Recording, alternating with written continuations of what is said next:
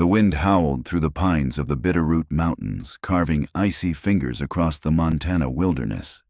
It was the kind of spring where winter refused to loosen its grip. Snow still clung to the ridges like a stubborn ghost. That's when Wyatt Callahan found her. He'd been tracking a stray heifer through the timber near Deer Lodge Creek when his gelding shied ears pricked at something ahead. Not a grizzly, not a wolf. A woman half frozen against a lightning-scarred ponderosa, her coat shredded by thorns, her boots caked with mud from God knows how many miles. She lifted her head slow like a cornered fox weighing flight. "Easy now," Wyatt murmured, reining in. "You hurt," her lips parted, chapped and bleeding. "No," she lied, voice raw as gravel. "But I need help." He didn't ask questions, just swung down, offered a calloused hand. She took it, her fingers brittle as kindling, and let him hoist her onto his saddle. "Name's Wyatt," he said as they turned toward home.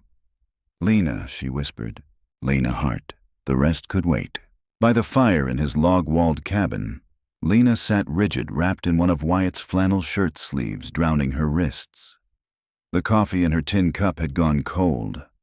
Wyatt busied himself feeding the stove, stealing glances at the way her eyes flickered to every shadow. "You running from or towards something?" he finally asked. The silence stretched so long he thought she'd ignore him. Then both. She swallowed hard. "Started in Coeur d'Alene. Walked till my boots gave out. That was 150 miles of hell." Wyatt whistled low. "Man's a fool who lets a woman like you slip away." Her laugh was a bitter thing. "Oh, he's chasing all right. Just hope to God he's bad at tracks." She stayed. Not by invitation, but by some unspoken pact with the firelight. By day 3, she was elbow-deep in dishwater scrubbing pans with the fervor of someone trying to scour memories. Wyatt leaned in the doorway, chewing a stalk of grass. "You always this quiet, or just hate my cookin'?" Lena flicked soap at him, first spark of life he'd seen. That night she startled him by sliding a revolver from his dresser, spinning the cylinder with practiced fingers. "Teach me to shoot," she said. Not a request. Out by the hay bales at dawn, her first shot kicked wild, but the second hit true. Wyatt's grin faded when he saw her face. Not triumph. Grim satisfaction, like she'd just counted another bullet between her and the past. The truth came piecemeal. 2 kids left with a preacher's widow in Silverton. A husband who fancied himself a disciplinarian with a whiskey bottle. Wyatt listened, whittling a stick to splinters. When she choked on the words, he handed her his flask. "Ain't no judge here," he said. "Just a man who knows what regret tastes like." The twist came at supper, Lena freezing mid-bite at the sound of hoofbeats. Wyatt watched her hand dart toward the knife drawer before the rider called out, "Just old Tom from the Circle K, lost and looking for directions." But the damage was done. That night, Wyatt pressed a Colt into her palm. "For under your pillow," he muttered, "in case I ain't fast enough." By week's end, she was mending fences in a borrowed duster, hair braided tight as her secrets. The mountains loomed around them, indifferent to their small dramas. Wyatt wondered if she'd bolt come thaw. Lena caught him staring and tossed a rock at his boot. What she challenged? He shrugged. "Just thinkin'. Some folks are like wild mustangs, no use building a corral." Her smile was faint but real. Maybe some mustangs just need the right rider. The unspoken promise hung between them, fragile as the last crust of snow on the ridge waiting for the sun to decide its fate. The goats had become Lena's unlikely allies. Wyatt noticed at first how the stubborn nanny that once charged him would nudge her palm for apple slices, how the kids tangled in her skirts like she'd always been there. "They know a survivor," he remarked one evening, watching her mend a fence with Russ perched on the rails, chattering about a blue jay's nest.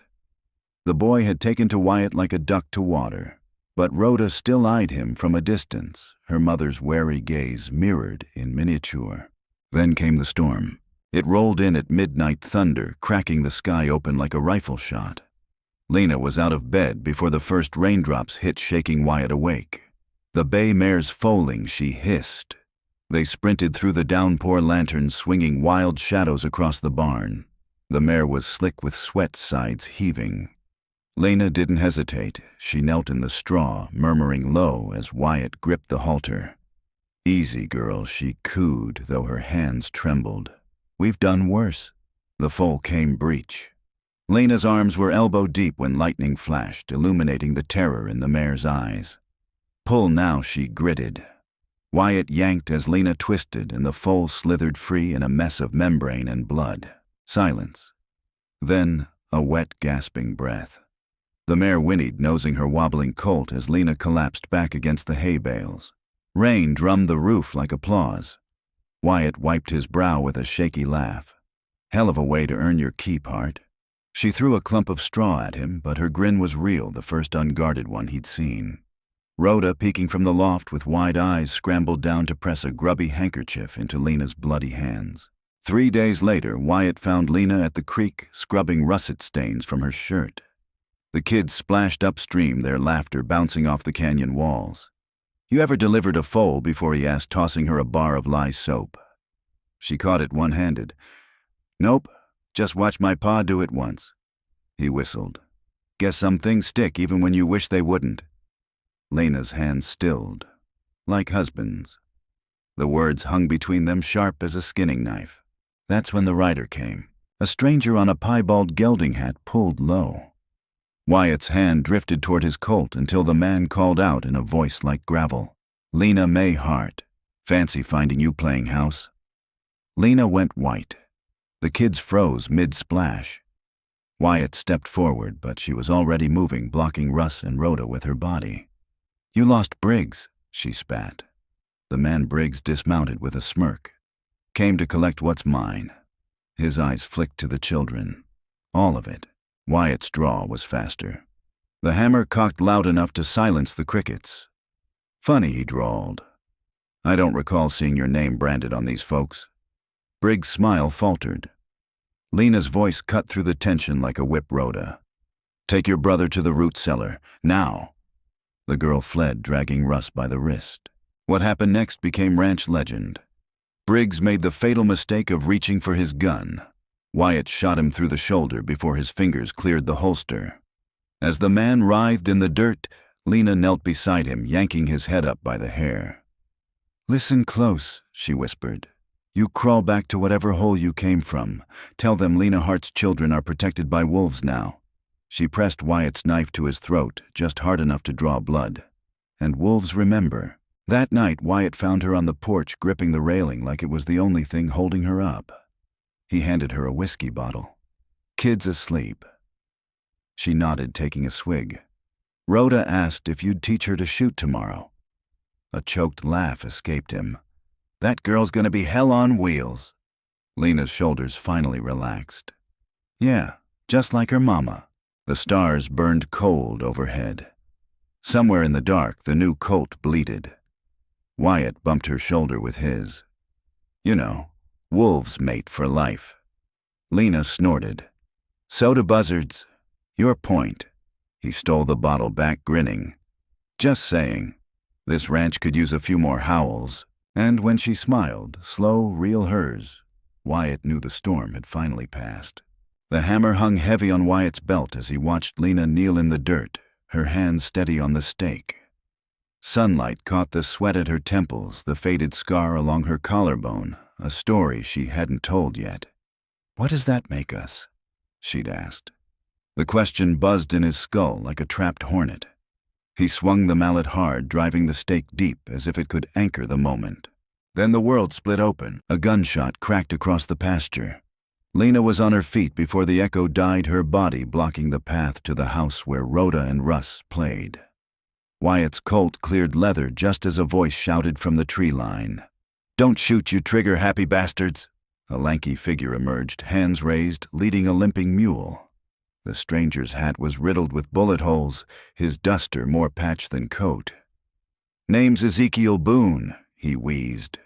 "And I'd appreciate not dying before breakfast." Lena didn't lower her revolver. "You shot at us." "Shot near you," Ezekiel corrected, tapping the smoking rifle slung across his back. "Rattlesnake was fixin' to audition for your boot." He jerked his chin toward a mangled serpent near Lena's heel. She glanced down, then back at the stranger, her finger still on the trigger. And the mule. Stole him from a brothel in Cheyenne. Ezekiel grinned, revealing a gold-capped tooth. The ladies there got real attached to their livestock. Wyatt holstered his gun with a snort.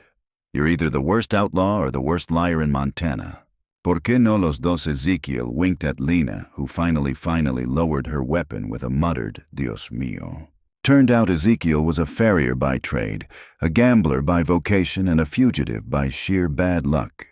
He'd seen Lena's wanted poster in a saloon 3 counties over, dramatic likeness. Really, they nailed your murderous glare and recognized her from Briggs's drunken rants. Figured you ought to know, he said around a mouthful of Lena's biscuits that evening. That snake's still gunning for you. Literally. He tossed a crumpled bounty notice on the table. $500 for Lena Hart, dead or alive, signed by none other than Sheriff Briggs. The room went colder than a Montana winter. Russ dropped his spoon. Rhoda's knuckles whitened around her fork. Wyatt reached for the paper, but Lena was faster. She snatched it up and held it to the lantern flame, her face unreadable as the edges blackened. Guess we're adding arson to my crimes, she said lightly, but her eyes burned brighter than the fire. That night, Wyatt found her on the roof of the half-built addition legs, dangling over the edge like she was contemplating flight.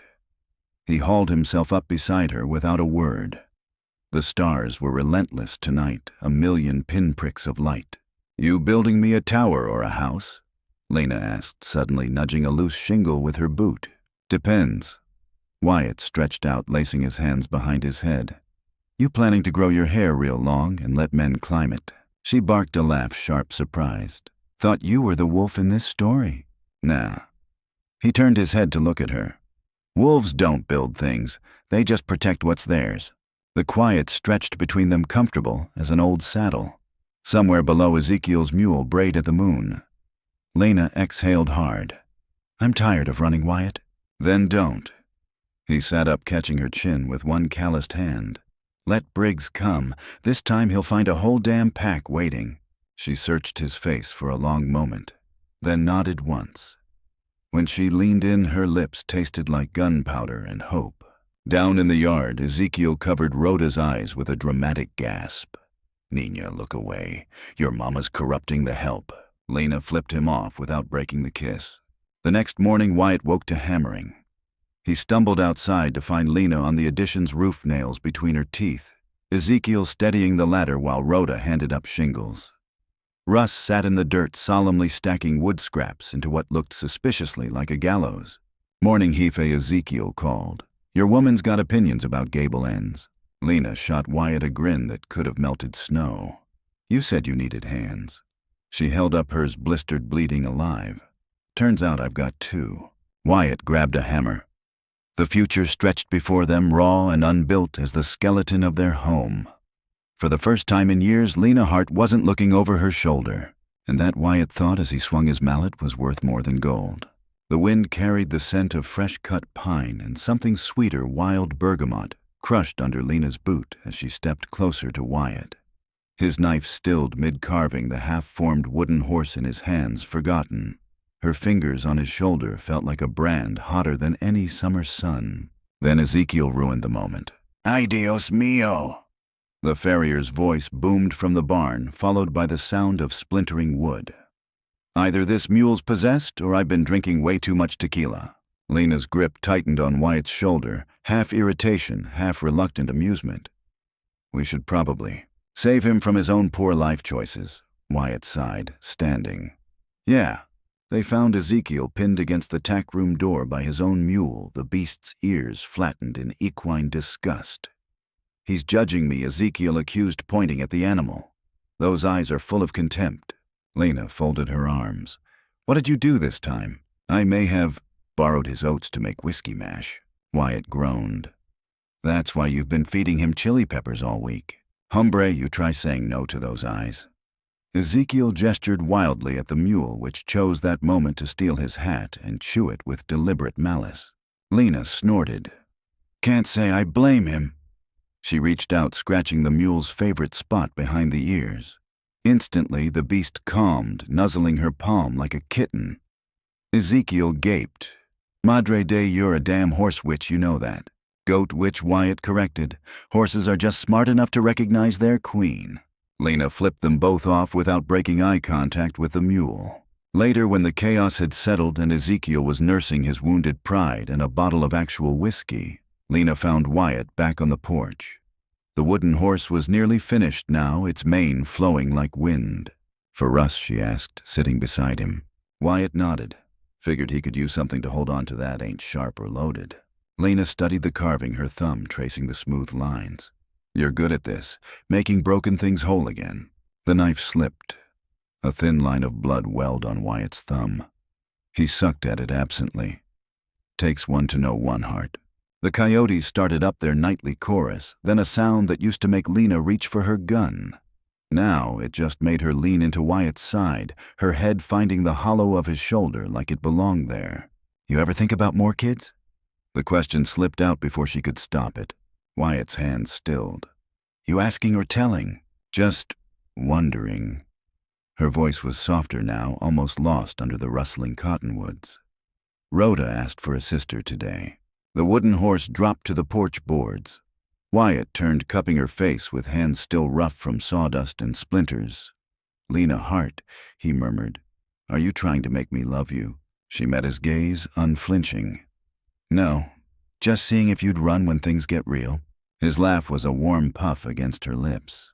"Sweetheart, I've been running toward you since day one." The kiss tasted like whiskey and wood smoke and something dangerously close to hope. Inside the house, a tiny shriek pierced the night. "Mama Russ put a frog in my bed." Lena pulled back with a groan. "We're not having more kids." Wyatt grinned, stealing one last kiss. "We'll revisit that in a year." As she stomped inside to mediate the amphibian crisis, Wyatt picked up the carving knife again. The wooden horse needed wings now, he decided, because some creatures were meant to run wild and others were born to fly home. The rain turned the ranch into a mudslide by morning. Lena stood at the window watching Ezekiel's mule sink knee-deep in what used to be the vegetable patch, the beast braying like it was personally offended by Montana's weather. "That damn animal's more dramatic than a Shakespearean actor," she muttered, pressing her forehead against the cool glass. Wyatt came up behind her, still warm from bed, his chin hooking over her shoulder. "At least the kids are happy." Outside, Rhoda and Russ splashed through puddles in their long johns, whooping as they chased a very disgruntled chicken. Lena snorted. "They're gonna catch pneumonia," or character Wyatt countered, nipping at her earlobe. "Remember when you were too scared to let 'em play in the yard?" She elbowed him lightly. "Remember when you weren't a smart-ass?" The retort died in her throat as a figure emerged from the downpour, a sodden, bedraggled Ezekiel looking like a drowned cat who'd lost a fight with a whiskey barrel. He slogged onto the porch and knocked 3 times before collapsing against the door frame. "Buenos dias, lovebirds," he wheezed, holding up a mud-caked envelope. "Mail call." Wyatt took the letter with raised eyebrows. "Since when are you our postman?" "Since the actual postman got smart and waited out the storm at the saloon." Ezekiel peeled off his duster with a wet splat. "Also, there might be a small situation involving a poker game, a goat, and some missing." Lena snatched the envelope. "We don't want to know." The paper crackled as she unfolded it, official letterhead from the territorial governor's office. Her breath hitched. Wyatt's hands settled on her hips. "Bad news." "Depends." She turned the letter so he could see. "Wanted Sheriff Briggs for bribery and attempted murder." Below, in smudged ink, "apprehended in Cheyenne after drunkenly confessing to framing Lena Hart." Bounty rescinded. For a heartbeat, the room spun. The weight that had pressed on Lena's chest for months dissolved like sugar in hot coffee. Wyatt whooped, spinning her in a circle that sent Ezekiel scrambling out of the way. "Told you, wolves, remember." Outside, Russ chose that moment to faceplant into a puddle. Rhoda's shriek of laughter pierced through the rain. Ezekiel sighed. "Dios, those kids are feral." Lena pressed the letter to her chest, grinning so wide it hurt. "Yeah, perfect, ain't it?" That night with the kids bathed, and Ezekiel passed out by the fire, still clutching the empty whiskey bottle like a security blanket, Lena pulled Wyatt into the root cellar. Moonlight filtered through the high windows, glinting off jars of preserves. "Remember when you found me here?" she whispered, backing him against a shelf. Wyatt's hands found her waist. You were planning our garden like a general plotting war. She nipped his lower lip. Turns out I'm good at planting things. Her fingers made quick work of his buttons, even when the ground's wet. Upstairs, a crash echoed, followed by Rhoda's indignant russ and the telltale skitter of chicken feet across hardwood. Wyatt groaned against Lena's mouth. We are never having more kids. Lena laughed low and wicked. Liar. And as the rain drummed its approval on the roof, something deep in Montana's soil took root, not just beans or squash, but the stubborn, unshakable kind of love that grows wild in hard country. The kind that lasts. The apple sapling arrived 2 weeks later, wrapped in burlap and tied with twine like an awkward gift. Lena stood over the pit Wyatt had dug near the creek, her hands on her hips, as Ezekiel dramatically recited planting instructions from a crumpled pamphlet. And lo, he intoned, squinting at the smudged text. The farmer shall not plant his tree upside down, lest he harvest bananas from the roots. Wyatt lobbed a clod of dirt at him. Give me that. He snatched the paper and scanned it. Says here it'll take 5 years to bear fruit. Lena crouched, pressing soil around the slender trunk with more care than she'd ever handled a gun. Good thing we're patient people. Rhoda and Russ came barreling down the bank, then their pockets bulging with river stones. We brought decorations, Rhoda announced, dumping a cascade of smooth pebbles around the base. Russ solemnly placed his favorite, a speckled granite chunk nearly as big as his head, right against the trunk. Ezekiel whistled. That's one well-armored tree. Lena sat back on her heels, surveying their handiwork. The sapling looked absurdly small between Wyatt's boots and Ezekiel's discarded whiskey flask. But the roots, she knew, were already digging deep. That night, as thunder rumbled in the distance, Lena startled awake to an empty bed. She found Wyatt on the porch, shirtless in the humid dark, watching lightning fork over the ridge. Can't sleep, she asked, pressing against his back. He caught her hand, brought it to his chest, where his heartbeat thudded steady. Just thinking about that damn tree. She nipped his shoulder. Regretting your life choices already, Callahan. Wyatt turned, his eyes glinting in the stormlight. Nope, just wondering how many kids it'll take to eat 5 years' worth of apples. Lena's laugh was swallowed by the thunder. You're getting ahead of yourself. Am I? His hands slid down to her waist, rough and sure. Because I seem to recall a certain woman. A crash from inside the house cut him off. Then Russ's wail. Rhoda stole my blanket. Lena sighed, resting her forehead against Wyatt's collarbone. We are definitely not having more kids. Wyatt's grin was wicked against her temple. Tell that to the apple tree. As the storm broke overhead, drenching their fledgling orchard in silver rain, Lena let herself imagine it years from now, the branches heavy with fruit. The kids, maybe one more, God help her, scrambling up the trunk. Wyatt's hand in hers, weathered but warm. No more running. Just this root's deeper than fear, love, tougher than the Montana soil. Inside, Ezekiel started snoring loud enough to rattle the windows. Lena groaned. That one's your fault. Wyatt kissed her slow and sweet. Worth it. And it was. The first frost came early that year, painting the ranch in silver and turning the creek's edges to glass. Lena woke to find Wyatt already gone from bed, the smell of coffee and something sweeter, molasses, maybe, drifting up from the kitchen. She pulled on his discarded flannel and padded downstairs to find Rhoda and Russ perched on the counter like eager sparrows, watching as Wyatt poured batter onto a cast-iron griddle. Pancakes. Lena arched a brow. Who died? Wyatt flipped one with a flourish. Just figured we ought to celebrate. Celebrate what? Russ shoved a syrup-coated finger toward the window. The baby. Lena's coffee cup froze halfway to her lips. Outside, Ezekiel stood in the frosted yard, grinning like a fool beside a sway-backed mare with a newborn foal wobbling at her side. The man had the audacity to wink through the glass. That, Wyatt clarified, sliding a pancake onto her plate, is your anniversary present. Lena choked on her coffee. We got married in September. Yeah, but the fall wasn't ready then. Wyatt shrugged, all innocence. Figured you'd appreciate the dramatic timing. Rhoda kicked her legs excitedly. Ezekiel says we can name it. Ezekiel talks too much, Lena muttered. But her traitorous heart was already lost to the way the foal's knobby knees buckled as it tried to nurse. Later, after breakfast and a chaotic family trip to the barn involving 3 spilled grain buckets, and Russ attempting to ride the barn cat, Lena found Wyatt mending a fence near the orchard. The apple tree had grown a full inch since planting, its branches stretching toward the winter sun like a child reaching for a cookie jar. "You're scheming," she accused, leaning against the post beside him. Wyatt didn't look up from his hammering. "Yep, that mare's too old for trail riding." Who said anything about riding? He drove the last nail home with a satisfying thunk. That foal's gonna be Rhoda's barrel racer. Russ gets the next one. Lena stared at him. The next? Ezekiel's got a line on some Mustangs up near Flathead Lake. Wyatt's grin was downright dangerous. Figured we could use more wolves in the pack. A gust of wind sent dried leaves skittering across the frozen ground. Somewhere in the distance, the foal let out a squeaky whinny. Lena exhaled slowly, watching her breath curl white in the air. "You realize we're gonna need a bigger ranch." Wyatt caught her around the waist, pulling her close despite her half-hearted protests. "Nah, just more love." She swatted his chest, but there was no heat in it. "You're ridiculous. And you married me." He kissed her forehead, then her nose, then finally, because he knew it made her growl, the top of her head. "Admit it, Hart. You like my brand of crazy."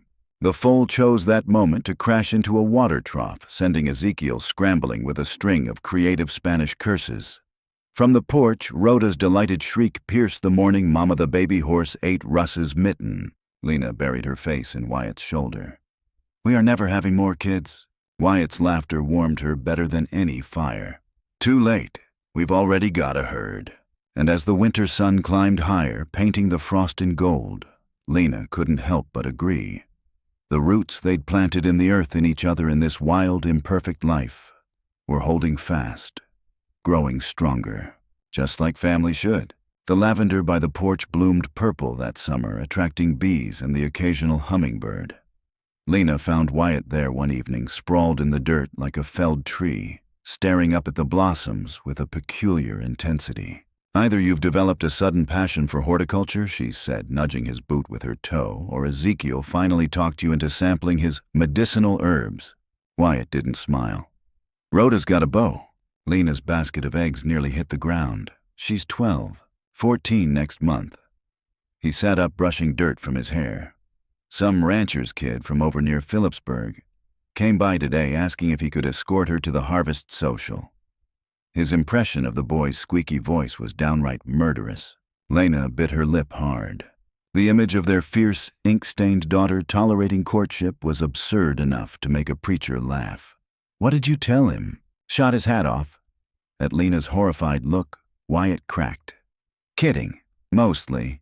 He stood towering over her in that way that still made her pulse jump after all these years. "Told him any boy who wants to court our girl better outshoot, outride, and outread her first." From the barn came the sound of raucous laughter, Ezekiel teaching Russ how to spit watermelon seeds at passing chickens. Rhoda's voice rang out clear as a bell. "Mama, tell Russ to quit aiming at the rooster. He's got a grudge." Lena arched a brow at Wyatt. "Think that's your cue, Papa Bear?" He groaned, but started toward the barn, muttering about ungrateful offspring and poultry with anger issues. Lena watched him go, the late sun gilding his shoulders, their children's voices weaving through the golden air. Later after supper, when the kids were in bed and Russ had been thoroughly scolded for traumatizing the rooster, Lena found Wyatt on the porch, whittling another tiny horse, this one with a comically large hat. "For Rhoda's collection?" she asked, settling beside him.